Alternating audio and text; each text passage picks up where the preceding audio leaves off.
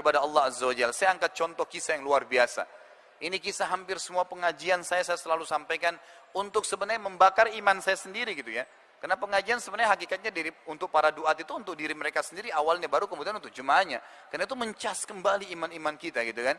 Lalu apa? Kisahnya begini. Ada seorang salaful ummah, saya belum pernah temukan namanya dalam buku apapun, tapi disebutkan kisah mereka atau kisah beliau ini.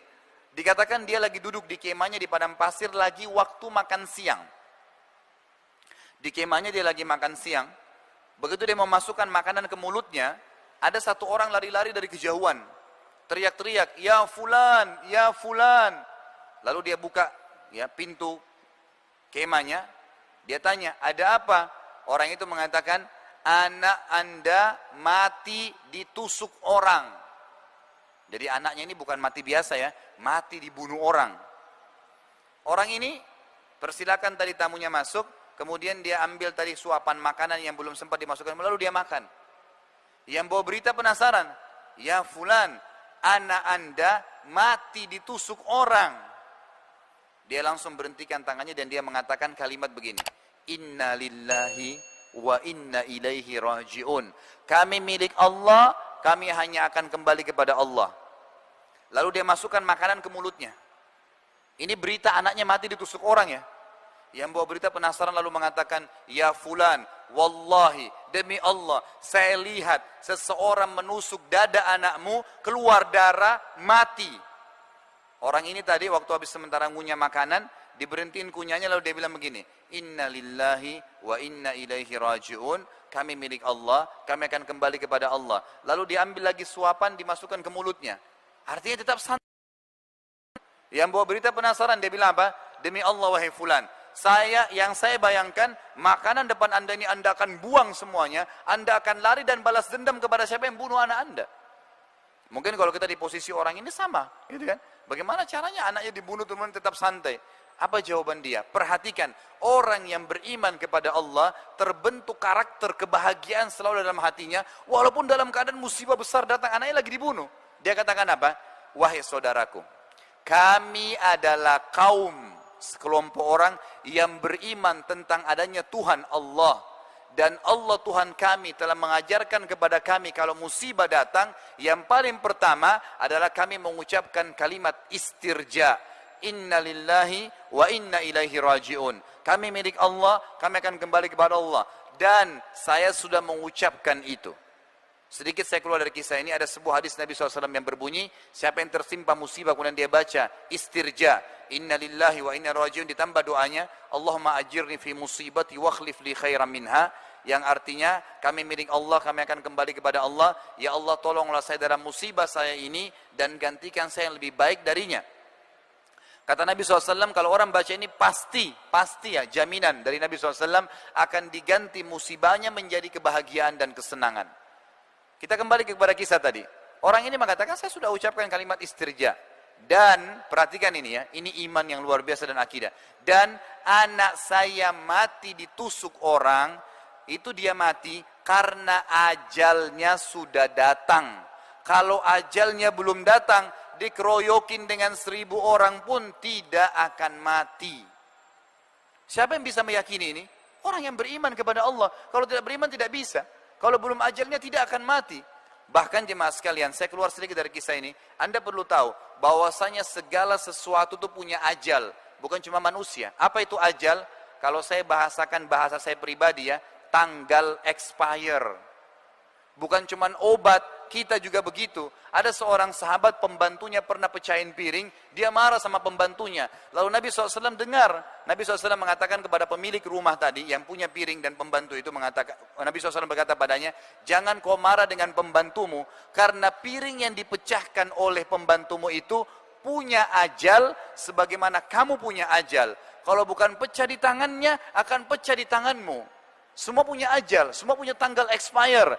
Nggak mungkin tidak. Kalau Anda naik mobil, naik motor, bannya, motornya pecah, nggak usah marah. Dalam Islam kalau terjadi musibah, istirja, kemudian cari jalan keluarnya. Langsung, sudah tinggal ditambal atau ganti ban baru. Nggak usah lagi dibahas kenapa terjadi atau marah-marah. Karena dengan marah-marah tetap tidak kembali lagi ban kita. Dan ajal bannya memang sudah sampai.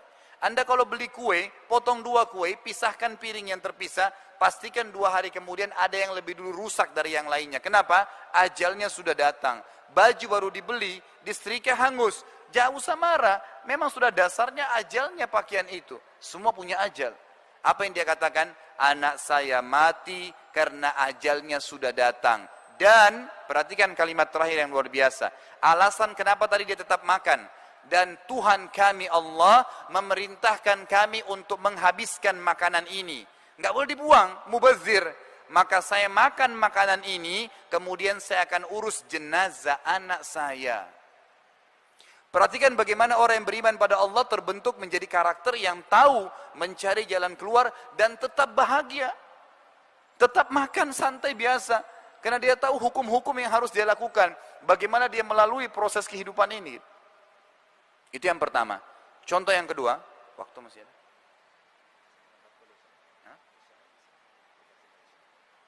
Jam berapa? Baik.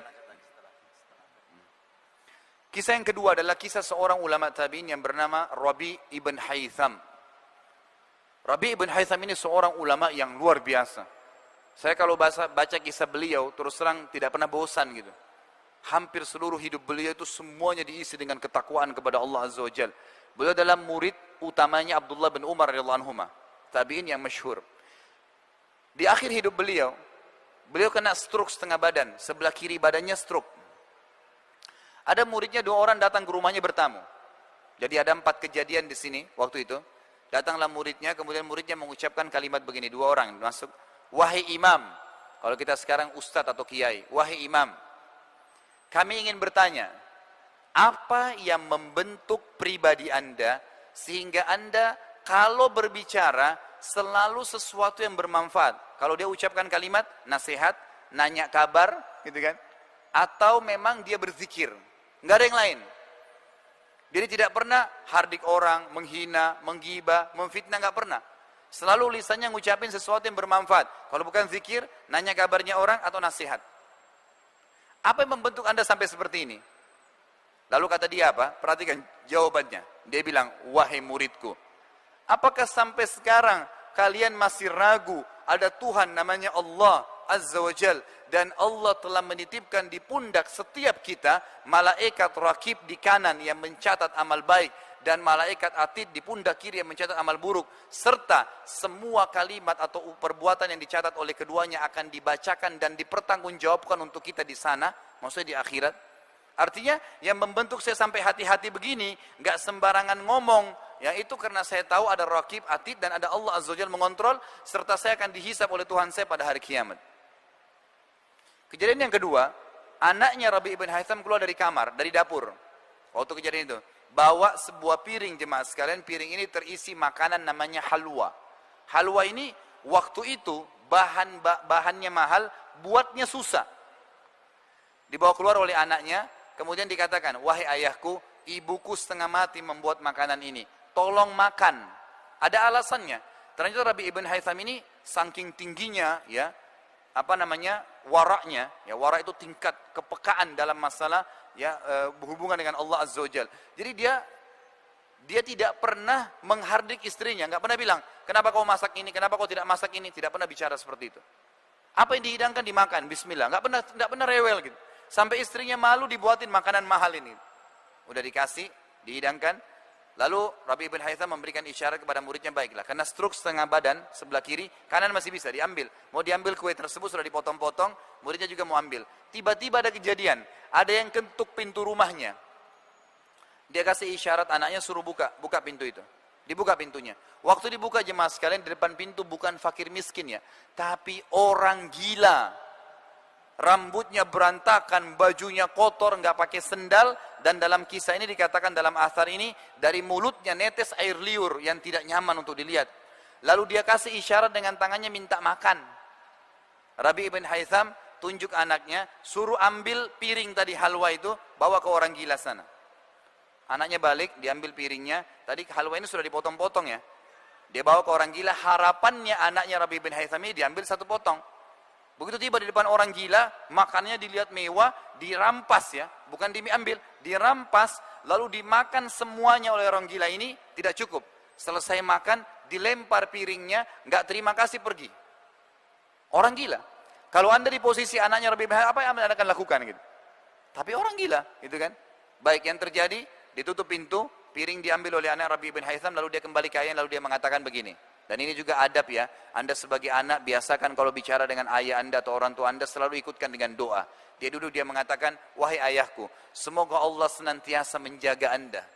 Jadi walaupun dia dalam kondisi mangkel, tapi dia tetap bilang begitu.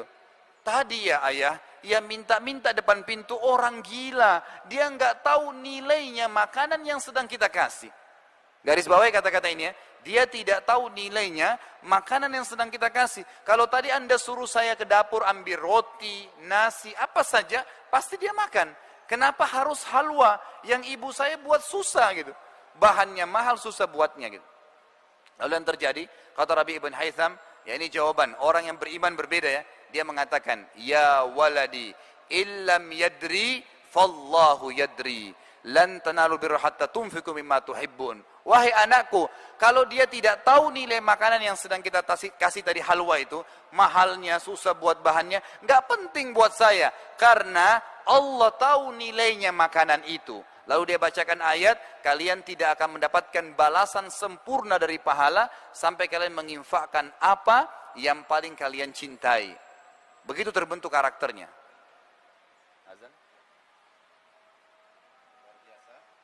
Baik, kisah Rabi' bin Haytham kita jeda dulu. Nanti kita akan lanjut kembali, dan mitra muslim, saatnya kita menyimak adzan Isya untuk wilayah Surabaya dan sekitarnya.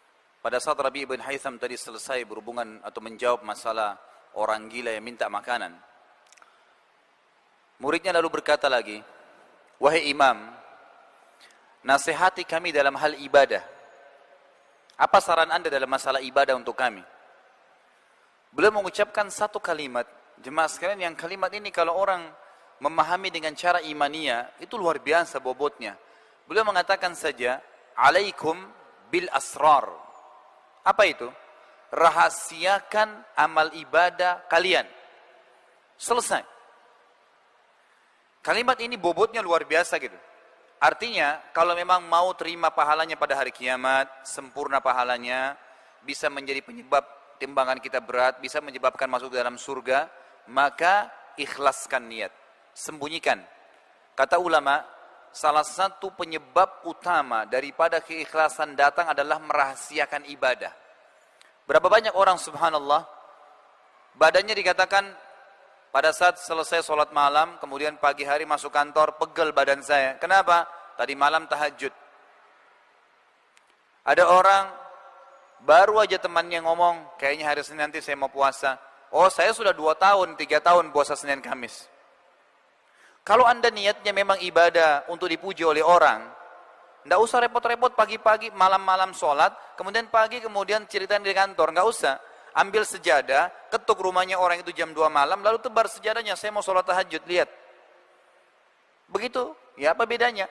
Dan ini sekaligus saya ingatkan, mudah-mudahan ini menjadi nasihat. Tolong sekali lagi, saya tadi lupa sampaikan di awal, kalau ada sesuatu yang saya sampaikan nanti di sini dalam bentuk nasihat, saya tidak pernah niatnya ingin menyinggung siapapun.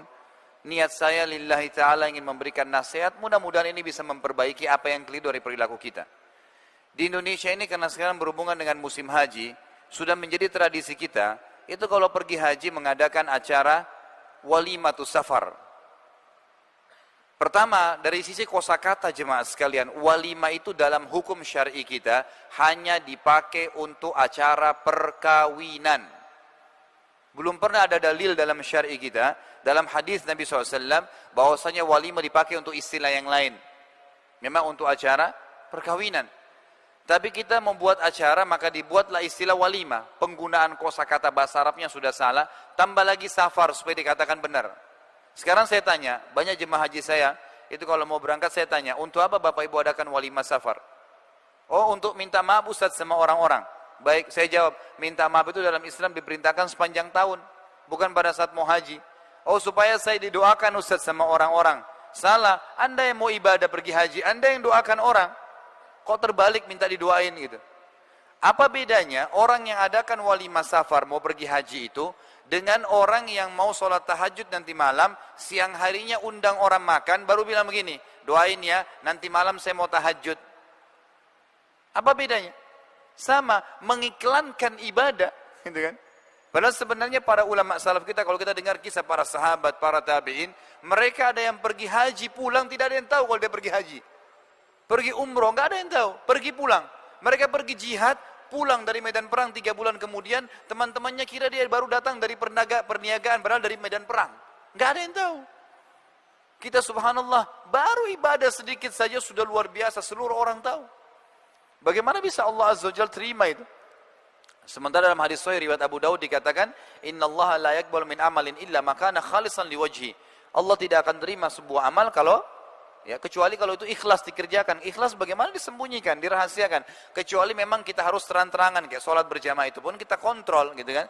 Tapi masalah ibadah yang memang dasarnya disembunyikan, sholat tahajud, sholat sunnah, sedekah, apa saja ibadah yang lainnya maka dirahasiakan. Ada seorang salaful ummah 25 tahun jemaah sekalian berinfak, itu tidak ada yang tahu kalau dia berinfak, termasuk yang terima infaknya dia. Disebutkan dalam beberapa athar yang sahih bahwasanya ada seorang salaful ummah dari golongan tabi'in dan dari cucu Nabi SAW dulunya ya, dari keturunan Hasan. Itu memang dalam riwayat yang sahih dan memang dia adalah orang yang memahami sunnah nabinya alaihi salatu wassalam. Dia menjadikan target setiap malam dia harus membantu 100 kakak muslim yang miskin di Madinah. Habis sholat tahajud sebelum ke masjid sholat subuh dibungkus gandum sekilo-sekilo. Sampai 100 kilo ditaruh di karung besar lalu dipikul. Naik kuda, ditaruh di rumahnya orang-orang miskin yang jadi target. Taruh, tinggalkan. Tidak diketuk ya. Ini dari saya, enggak. Taruh, ditinggalin. 25 tahun. Orang yang terima infaknya itu tidak tahu kalau dia yang kasih gitu. Saking jaga keikhlasannya luar biasa. Kapan ketahuan? Pada saat dia mati. Waktu dia meninggal dunia, gitu kan? Baru ketahuan karena bantuan itu berhenti pada saat dia meninggal dan pada saat jenazahnya dimandikan di pundak sebelah kanannya ada bekas warna hitam karena sering pikul barang berat. Orang lain lagi di antara salaful ummah ada yang puasa Senin Kamis, bukan nggak boleh sampaikan ke istri ya, tapi dia ini pribadi dia berijtihad, dia puasa Senin Kamis dari awal nikah sampai 20 tahun istrinya nggak tahu kalau dia puasa Senin Kamis. Bagaimana ceritanya? Dia punya toko di tengah pasar Baghdad. Setiap pagi disiapin sarapan sama istrinya. Kalau tiba hari Senin Kamis, sudah disiapin, dia nggak bilang, maaf saya puasa, enggak. Bungkusin buat saya bawa ke toko. Dibawa pada waktu makan siang dikasih fakir miskin. Dia pulang rumahnya setelah sholat maghrib. 20 tahun dia puasa Senin Kamis, istrinya nggak tahu gitu. Itu bagaimana mereka pekahnya menjaga amal ibadah gitu. Bagaimana dengan kita subhanallah yang baru 2 tahun puasa Senin Kamis, mungkin baru infak ke yayasan 1 juta, sudah seluruh dunia tahu infak itu.